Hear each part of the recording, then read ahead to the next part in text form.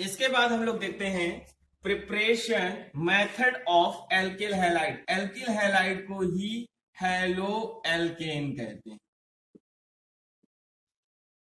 इसके अंदर first method पढ़ते हैं हम लोग, प्रिपरेशन ऑफ या preparation method of alkyl halide. Alkyl halide के निर्माण की सामान्य विधियां पढ़ने जा रहे हैं। यहां पर पहली विधि हम लोग पढ़ेंगे हैलोजिनेशन। हैलोजिनेशन, हैलोजनीकरण, पहला मेथड है हैलोजनीकरण। अब यहां पर देखेंगे, पहले कुछ पॉइंट देखते हैं। हैलोजनीकरण हम लोग किसका कराएंगे? एल्केन का। यहाँ पे हैलोजनीकरण किसका कराना है? एल्केन का। एल्केन का सामान्य सूत्र क्या होता है? जनरल फॉर्मूला क्या होता है?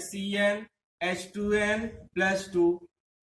फॉर एग्जाम्पल जैसे चेक कर सकते हैं, अगर n की जगह 1 वैल्यू ले लें तो क्या आ जाएगा? CH4, मेथेन 2 ले लें तो C2H6, एथेन एक्सेट्रा।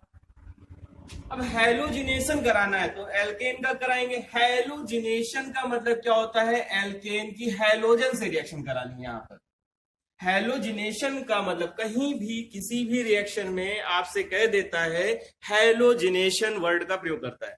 तो हैलोजिनेशन का मतलब हो गया हैलोजन से अभिक्रिया, यानी यहां पर रिएक्शन किससे करानी है हमें? हैलोजन। हैलोजन किस रूप में होगा? H2 के फॉर्म में होगा।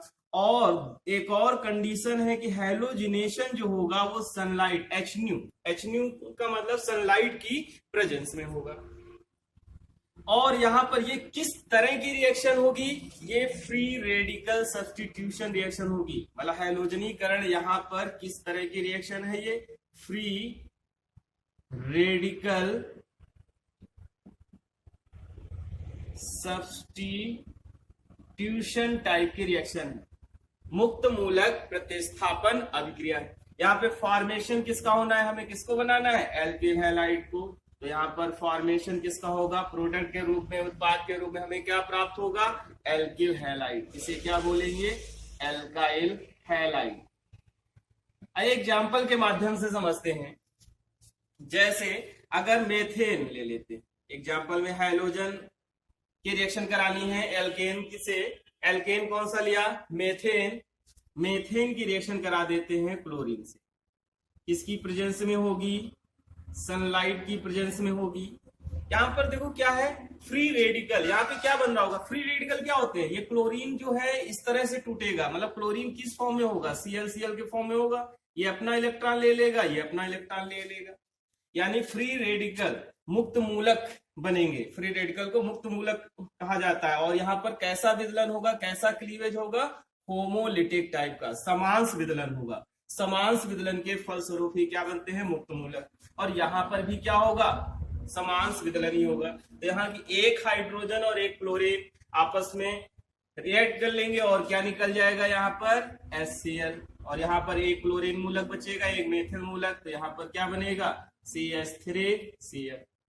ये रिएक्शन बहुत ही बेस्ट मेथड नहीं है, कोई अच्छा मेथड नहीं है एल्किल हैलाइड बनाने का, क्योंकि यहाँ पर केवल यहीं पर रिएक्शन स्टॉप नहीं होती है। अगर हमने क्या किया है, 1 मोल मान लेते हैं, 1 मोल क्लोरीन लिया है, तो 1 मोल क्लोरीन में कितने क्लोरीन एटम होंगे? 6.022 इंटू 10⁻23 मॉलिक्यूल क्लोरीन है। तो ये रिएक्शन क्या होती रहेगी? अभी कंटिन्यू रहेगी। तो फर्दर आगे क्लोरीन जो है, जब तक ये रिएक्शन आगे कंटिन्यू रहेगी, जब तक की सारी हाइड्रोजन क्लोरीन के थ्रू रिप्लेस नहीं हो जाती है। तो ये सनलाइट की प्रेजेंस में होगी। फिर उसी तरह से क्लोरीन का क्या होगा? क्लीवेज होगा, विदलन होगा। क्लोरीन और एक हाइड्रोजन रिएक्ट करके HCl को रिमूव कर देंगे, बाहर निकाल देंगे। और यहाँ पर क्या बनेगा? CH2Cl2 बनेगा। अभी रिएक्शन, अभी हाइड्रोजन है, फिर से क्लोरीन रिएक्ट करेगी इसकी सनलाइट की प्रेजेंस में, और निकलेगा क्या? यहाँ HCl बनेगा क्या? CHCl3। अब 3 क्लोरीन हो गया, HCl निकल गया।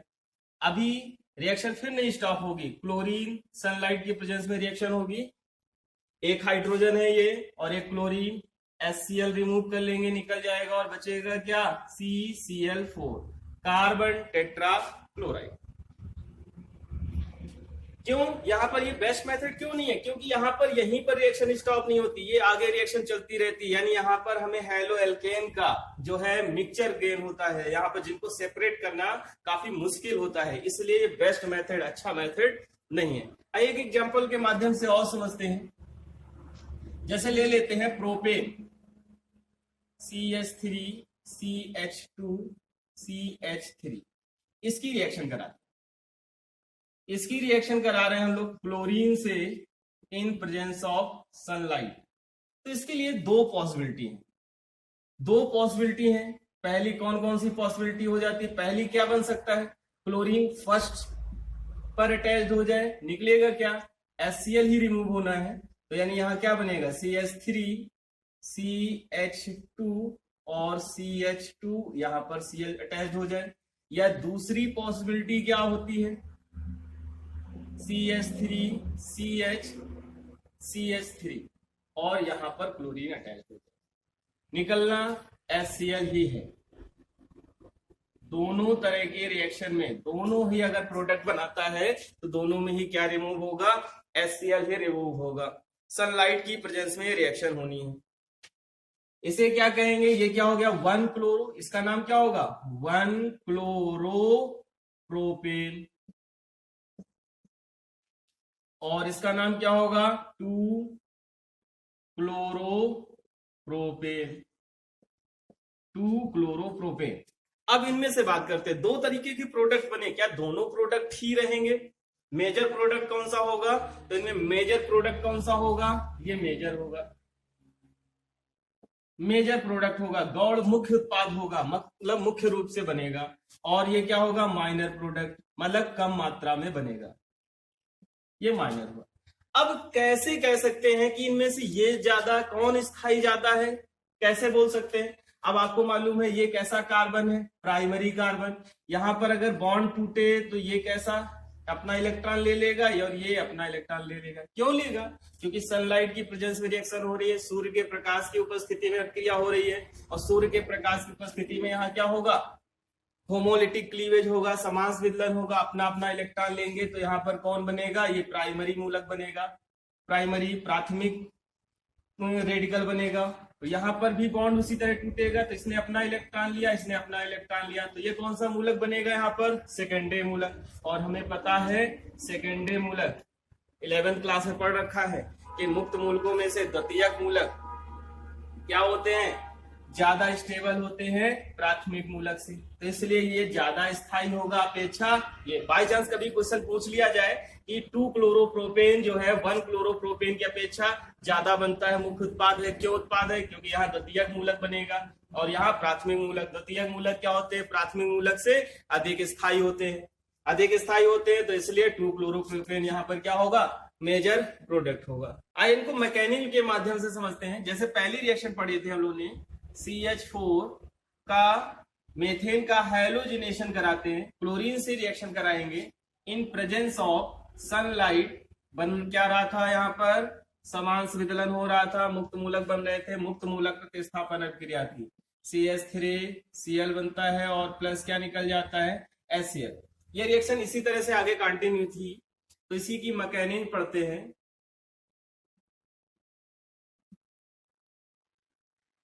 यह अभिक्रिया कौन सी है? मुक्त मूलक प्रतिस्थापन अभिक्रिया है, अर्थात इस अभिक्रिया में मुक्त मूलक का निर्माण होगा। तो पहले क्या होगा? जो क्लोरीन है Cl, यहां पर क्या होगा? सनलाइट की प्रेजेंस में ये बॉन्ड का डिसोसिएशन होगा, वियोजन होगा, ये बंध टूटेगा तो क्लोरीन ये अपना और ये अपना इलेक्ट्रॉन ले लेगा। तो यहाँ पर क्या बनेगा? मुख्य रूप से मुक्त मूलक, ये फ्री रेडिकल बनेगा, समांश विदलन बनेगा, मतलब विदलन के फलस्वरूप मुक्त मूलक बनेंगे। यहाँ किस तरह का विदलन हो रहा है? समांश विदलन, होमोलिटिक क्लीवेज हो रहा है। ये जो स्टेप है, ये स्टेप कहलाता है इनिशिएशन स्टेप। इसे प्रारंभिक पद कहा जाता है, प्रारंभिक पद। यह अभिक्रिया कई स्टेप में होती है, प्रारंभिक पद। अब इस जब मुक्त मूलक का निर्माण हो जाता है तो फिर इसके बाद में क्या है? Methane CH4। अब ये फ्री रेडिकल जो है, मुक्त मूलक जो है, इस मेथेन पर अटैक करेगा। क्योंकि ये रिएक्शन कहाँ हो रही है, सनलाइट की प्रेजेंस में। तो यहाँ भी क्या होगा, मुक्त मूलक का ही निर्माण होगा। इसे हम लोग इस तरह भी लिख सकते हैं CH3H। यहाँ पर भी ये अपना इलेक्ट्रॉन ले लेगा, ये हाइड्रोजन अपना इलेक्ट्रॉन ले लेगा। तो यहाँ हाइड्रोजन मूलक बना, रेडिकल बना और मेथिल रेडिकल बना। अब हाइड्रोजन रेडिकल जो है क्लोरीन रेडिकल से रिएक्शन करेगा और क्या पहले रिमूव कर लेगा, HCl, और बचेगा कौन, CH3 रेडिकल का फॉर्मेशन होगा। अब यहाँ पे बात आती है कि पहले जब क्लोरीन, हमें यहाँ पे ये मेथिल क्लोराइड बनाना था, ये क्लोरीन रेडिकल जो है पहले इससे रिएक्शन कर लेता, बन जाता, बाकी इतनी सारी झंझट काहे को पाल रखी है। लेकिन क्या है, यहाँ पर जब रेडिकल बनेगा तो सबसे ज्यादा अनस्टेबल कौन है, अस्थायी कौन है, हाइड्रोजन रेडिकल। जो सबसे ज्यादा अस्थायी होता है वही पहले क्या करता है, अपना स्थायित्व पाने की कोशिश करेगा। तो ये स्थायित्व पाने के लिए सबसे पहले क्लोरीन से, मतलब ये रिएक्शन करे उससे पहले ही ये क्लोरीन से रिएक्ट कर जाता है और HCl का फॉर्मेशन कर लेता है। तो ये स्टेप जो है वो सेकेंड स्टेप है। सेकेंड स्टेप कहलाता है प्रोपेगेशन स्टेप। ये स्टेप कहलाएगा प्रोपेगेशन स्टेप, संचालन पर अभिक्रिया आगे कैसे बढ़ रही है, आगे कैसे प्रोसीड हो रही है। अब फिर से, अब ये मेथिल रेडिकल का फॉर्मेशन हो चुका है, मेथिल मूलक बन चुका है, वापस क्लोरीन से रिएक्शन करेगा। अब क्लोरीन के तो यहाँ पर यूज कर चुके थे, अरे नहीं भाई, हम क्या लेंगे, कम से कम 1 मोल भी लिया है क्लोरीन, तो 1 मोल में कितने क्लोरीन के अणु होंगे, 6.22 गुणा 10 की घात 23 यानी 6.022 इंटू 10 की पावर 23 मॉलिक्यूल होंगे। तो उनमें से दूसरा क्लोरीन रिएक्ट करेगा यहाँ पे, तो यहाँ पे क्या होगा, फिर से उसी तरह से होमोलिटिक क्लीवेज होगा, समांश विदलन होगा, अपना अपना इलेक्ट्रॉन लेंगे, तो एक क्लोरीन रेडिकल इसके साथ रिएक्ट कर लेगा और यहाँ पर क्या बनेगा, CH3Cl प्लस क्लोरीन रेडिकल बनेगा। ये प्रोपेगेशन स्टेप हुआ। लेकिन अभी यहाँ पे क्लोरीन रेडिकल बना है, यहाँ पर कई सारे चांसेस हैं इस क्लोरीन रेडिकल के आगे रिएक्ट करने की। एक तो पॉसिबिलिटी ये बनती है, संभावना ये बनती है कि क्लोरीन रेडिकल इसी तरह से आगे जाए और रिएक्शन को आगे ले जाए। लेकिन दूसरी संभावना ये बनती है कि ये क्लोरीन रेडिकल जो है इसी पर ही आक्रमण कर दे, इसी पर ही आक्रमण कर दे। इसको थोड़ा सा ऐसे लिख देते हैं, CH2 हाइड्रोजन ये और एक क्लोरीन, इसकी रिएक्शन इस क्लोरीन रेडिकल से कराते हैं।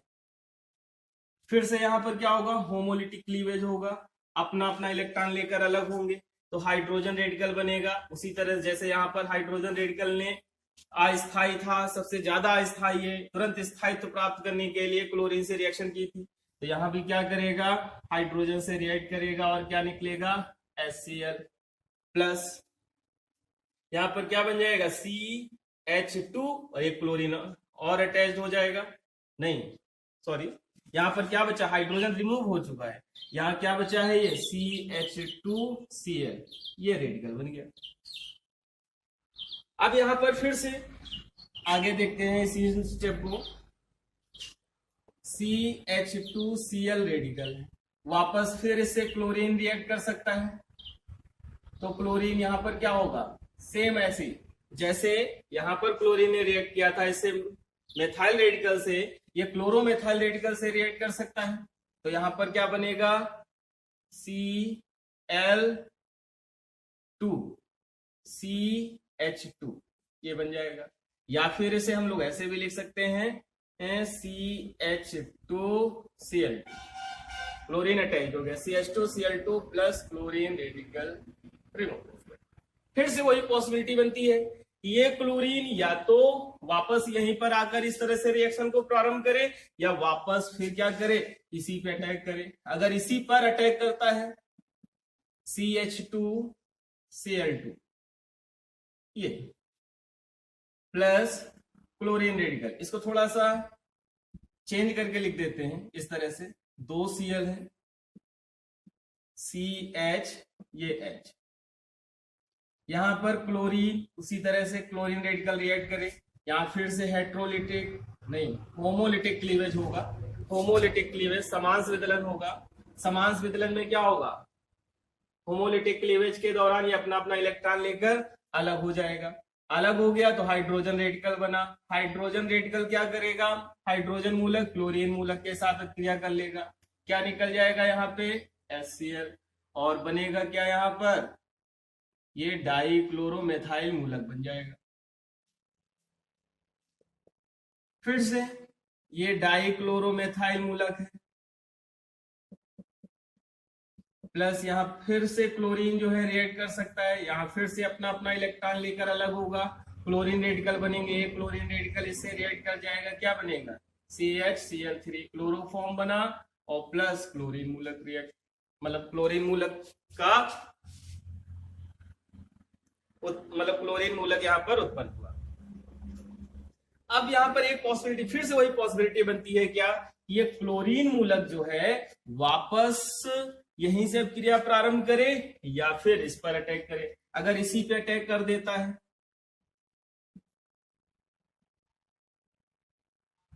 H लिख देते हैं, इसी पे अटैक करता है क्लोरीन रेडिकल, तो क्या होगा, यहाँ पे फिर से उसी तरह से क्लोरीन ये मूलक रेडिकल का फॉर्मेशन हो जाएगा, और क्या निकल जाएगा HCl। रिएक्शन जो है सनलाइट की प्रेजेंस में ही होगी। दूसरी, या फिर आगे क्या होगा, वापस इस क्लोरीन रेडिकल पर या इस रेडिकल पे, 3 क्लोरीन वाले रेडिकल पर क्या करे, क्लोरीन वापस रिएक्ट करे, अपना अपना इलेक्ट्रॉन लेकर अलग होंगे, समान विचलन होगा, होमोलिटिक क्लीवेज होगा। होमोलिटिक क्लीवेज के दौरान क्या बन जाएगा, ये CCl4, एक क्लोरीन यहाँ पर इसे रिएक्ट हो गई, प्लस यहाँ क्या बनेगा क्लोरीन मूलक। ये सारे स्टेप जो है प्रोपेगेशन स्टेप कहलाते हैं। इसके बाद में ये रिएक्शन जब समापन की तरफ जाएगी तो बाद में एक लास्ट स्टेप आता है, जिस लास्ट स्टेप को कहते हैं टर्मिनेशन स्टेप। टर्मिनेशन स्टेप अंतिम पद कहा जाता है इसे। अंतिम पद में क्या होगा, क्रिया समापन की तरफ है, अगर ये मान लेते हैं वहां पर एक क्लोरीन रेडिकल बच गया है और प्लस दूसरा भी वहीं बाद में क्लोरीन रेडिकल बचा, तो आपस में रिएक्शन करके क्या पॉसिबिलिटी है, बना ले Cl2 बना सकते हैं। या फिर कहीं मान लेते हैं मेथाइल रेडिकल बचा हुआ है, दूसरा कहीं क्लोरीन रेडिकल बच गया, तो क्या बना सकते हैं, मेथाइल क्लोराइड बना सकते हैं। क्या एक और पॉसिबिलिटी बनती है कि मेथाइल रेडिकल बचा है, एक और कोई बाद में मेथाइल रेडिकल से क्रिया करके क्या बना सकता है, एथेन बना सकता है। ये बहुत ट्रेस अमाउंट में है, मतलब मिनिमम अमाउंट में बनता है, लेकिन कभी कभी एक क्वेश्चन एग्जाम में पूछ लेता है कि हेलोजिनेशन, मेथेन के हेलोजिनेशन के दौरान एथेन का निर्माण किस प्रकार हो जाता है, तो आप इस प्रकार दे सकते हैं। आप लोग इसका स्क्रीनशॉट ले लीजिए।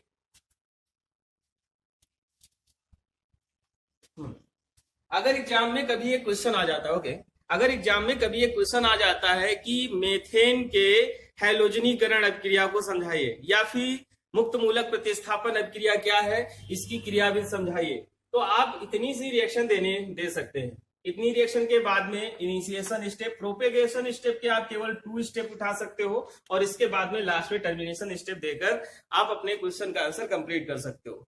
लेकिन अगर कभी आ जाए डिटेल से बताना है, जैसे ये कहा था रिएक्शन आगे चल रही है, मेथाइल क्लोराइड डाइक्लोरोमेथेन बना था, ट्राइक्लोरोमेथेन बना, फिर कार्बन टेट्राक्लोराइड बना, तो सारे कैसे बन रहे हैं, ये डाइक्लोरोमेथेन कैसे बना, क्लोरोफॉर्म कैसे बना, कार्बन टेट्राक्लोराइड कैसे बना, इनको आप चेक कर सकते हैं। ये चीजें आपको जब ही समझ में आएंगे जब आप कॉपी और पेन को लेकर प्रैक्टिस करते हैं। आप इन्हें बार बार लिख के प्रैक्टिस करिए, बहुत ही इंपॉर्टेंट रिएक्शन है ये, आपके एग्जाम में पूछी जाती है। अगर आपको ये मैकेनिज्म समझ में नहीं आती है तो आप इसे दोबारा रिपीट करके देखिए। फिर भी अगर कुछ डाउट रह जाते हैं तो आप कमेंट बॉक्स में जाइए, वहां पे कमेंट कीजिए, अपने व्हाट्सएप ग्रुप पे आइए, वहां पर कमेंट कीजिए, उनके जवाब आपको दिए जाएंगे। इसके बाद में हम लोग सेकेंड मेथड जो है नेक्स्ट क्लास में स्टार्ट करेंगे। Okay, thank you.